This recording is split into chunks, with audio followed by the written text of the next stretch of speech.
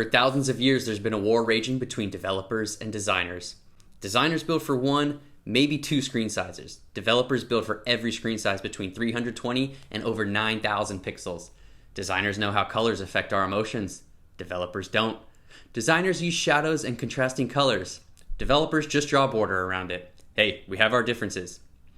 As a developer, I often feel like I'm the last in the chain of work, which can be frustrating, especially if I'm not consulted during the design process. You can just stack those for mobile, right? Here's an open letter to the designers of the world on 6 little things they can do to make us developers happier. Number 1, make an assets folder. Don't make me export everything, please. Removing shadows, rearranging items, and figuring out how to select that SVG, the whole thing, not just the pieces, 7 layers deep with its own fill can be a challenge, actually. I'm not a Figma god, but I feel like I'm quickly becoming one. It feels so good to be handed a folder of assets that are cropped properly and compressed to reasonable sizes. It lets me dive straight into building, which I love to do. Number 2, structure and name everything consistently. If you know the client-first naming system, even better.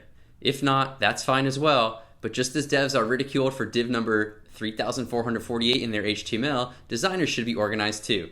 Aren't you guys and gals paid to make things look beautiful? Designers may know how whitespace can breathe life into a layout, but do they know that in development, whitespace lives 2 lives as margin and padding?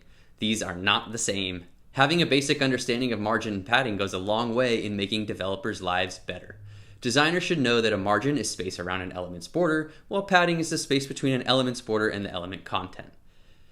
Provide a style guide. Consider actually using the style guide. Okay. This one got to me. I now require all my clients to ship designs with style guides, no questions. This is mentioned up front.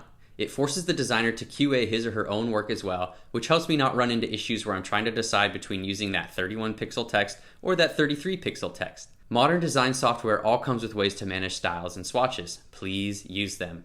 I have turned down clients because their designs are all over the place. It can get to be that bad.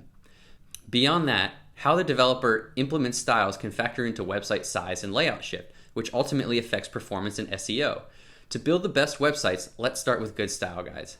Also keep in mind that fonts can be large assets. Having more than 2 should be a deliberate decision with performance in mind. Use a spacing system. Developers can agree that having consistent spacing blocks for the desktop design is helpful, and from there it can be easily adjusted for mobile during development. However, designers working on Figma can use the auto layout tool, which will give consistent spacing and padding. The auto layout tool helps arrange your design in sections, containers, and divisions.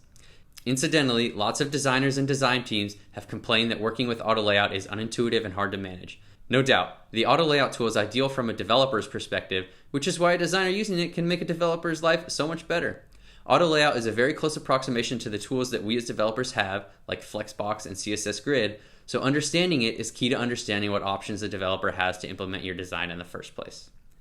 Good spacing can affect website usability and readability, which affects how long a user stays on your page. The story is the same here. Design that works well in development translates to web pages doing their jobs better. Collaborate. Okay, this one affects us devs too. To keep from being last in the chain like I mentioned above, ask for access to the Figma file while it's in development. Comment on stuff.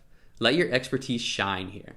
I find that the earlier I raise a concern on design elements, the easier it is to have it changed. And don't call it a handoff. I repeat, do not call it a handoff. Both sides, that is, the designers and developers, should not see the design as a handoff. There should be an open line of communication to ask questions so that assumptions are not made and mistakes are not overlooked. Call it something like a peaceful transition of power. Many developers struggle with how to collaborate efficiently. They assume that their job is to build exactly what is provided as provided. But it would make the developer's job a lot easier if the designer leaves a line of communication open so developers can ask questions and avoid assumptions. Also, designers need to not assume that the developer will figure it out. The open line of communication will help as developers are better developers with design knowledge and designers are better designers with development knowledge. Be like water. That means be willing to change. Since developers need to code designs for different devices, there may be the need for designers to work with developers in making the necessary changes so that they can fit the device. And if designers are willing to make changes when needed, it would make the developer's life 1,000 times better. I hope you found this video useful. If you did, be sure to give it a thumbs up and hit the subscribe button for more helpful videos. And share it with your friends if you think they might like it. Feel free to share with me in the comments below more things designers can do to make developers' lives better.